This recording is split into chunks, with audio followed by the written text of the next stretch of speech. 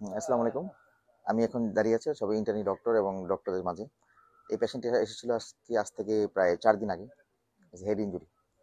তো তোমরা যারা মেডিকেল যারা ইন্টার্নিস্ট আসছো বা ডক্টর হয়েছে নতুন, তো তোমাদের কাছে কয়েকটা জিনিস মাস্ট রাখতে হবে।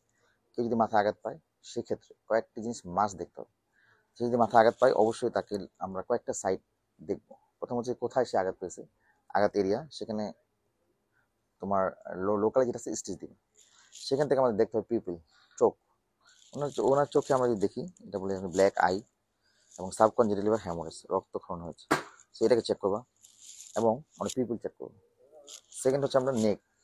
অনেক সময় দেখা যায় হেড ইঞ্জুরি পেশেন্ট তার ঘাড়ে আঘাত পায়, তখন কিন্তু এই ঘাড়ে আঘাত পাওয়ার ফলে তুমি যদি এই ঘাড় যদি নাড়াচাড়া করো আসার পর ইমার্জেন্সিতে, তখন দেখা যাচ্ছে রোগী কিন্তু কোয়াড্রিপ্লেসিস হয়ে যাবে, চার হাত পা অবশ্যই যাবে। So you can check the neck, is very important. হ্যাঁ, তারপর আমরা অবশ্যই আমাদের চেস্টে দেখতে হবে। অনেক সময় দেখা যায় রোগী রিব ফ্র্যাকচার হয়, সেখান থেকে আমরা বলি ফ্লেয়াল চেস্ট ইঞ্জুরি। হ্যাঁ, যেটা হচ্ছে অনেক সময় নিউমোথ্রাক্স হয়, রোগী শ্বাসকষ্ট নিয়ে আসতে পারে, কাশির সাথে রক্ত আসতে পারে।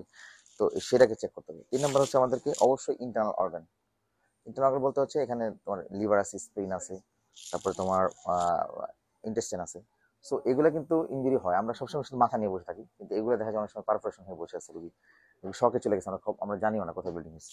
তারপর দেখা যায় আমাদের পেলভিস।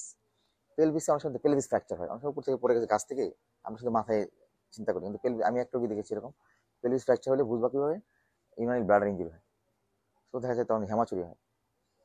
তো এই জন্য এগুলো দেখতে হবে। দেখা যাচ্ছে আবার পায়ে ইঞ্জুরি হয়, আসলে তার ফ্র্যাকচার নি, তারপর ফিমার, লেগ, এবং অনেক সময় দেখা যায় নিচে যে আমার অ্যাঙ্কেল জয়েন্ট, সেখানে কিন্তু ফ্র্যাকচার হওয়ার চান্স থাকে। এবং অনেক সময় দেখা যায় ফিমার ফ্র্যাকচার হয়ে ফিমারের ব্লাড সাপ্লাই হাই, ব্লিডিং হয়ে হ্যামাটোমা হয়ে রোগী শকে চলে যায়। সো আমরা শুধু হেড ইঞ্জুরি নিয়ে শুধু হেড ইঞ্জুরি দেখবো তা না, রোড ট্রাফিক অ্যাক্সিডেন্টের হেড ইঞ্জুরির পাশাপাশি এগুলোকে মাস্ট দেখতে হবে। আর কয়েকটা জিনিস মাস্ট দেখতে হবে, সেটা হচ্ছে তার হেড ইঞ্জুরির সাথে সাথে নাক দিয়ে রক্ত পড়েছে কিনা, কান দিয়ে রক্ত পড়েছে কিনা, এই দুটা জিনিস মাস্ট।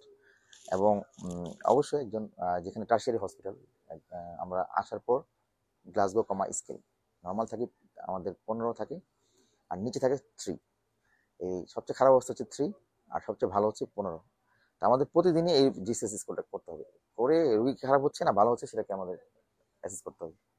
যদি দেখি যে না, আমাদের রুগী আসছে 15 জিসিএস নিয়ে, কিন্তু রুগীর দেখার পর ডেইলি তার ড্রাউজি হয়ে যাচ্ছে, বমি হচ্ছে, খিচুনি হচ্ছে, এবং তার এক হাত অবশ হয়ে যাচ্ছে, এবং সে সে অজ্ঞান হয়ে যাচ্ছে, তো তখন কিন্তু আমাদেরকে মাস সিটি স্ক্যান ডুরে সিটি স্ক্যান করে আমাদের কয়েকটা বিল্ডিং আলাদা করতে হবে। একটা হচ্ছে এপিডুরাল হ্যামোরেজ আছে কিনা, একটা হচ্ছে সাবডুরাল হ্যামোরেজ আছে কিনা, ইন্টারসেবুলার হ্যামোরেজ আছে কিনা, এবং সাবরাইকুলেন্ট হ্যামোরেজ আছে কিনা। আরো দুইটা জিনিস, একটা হচ্ছে সেরিব্রাল কন্টিশন, একটা ডিফিউজ এক্সিনাল ইনজুরি। সো এটা আমরা যারা নিউরোলজিস্ট অথবা নিউরোসার্জন বুঝি, সেটা যদি দেখে মনে হয় তাকে অপারেশন করার দরকার, অবশ্যই there is a multi disciplinary team.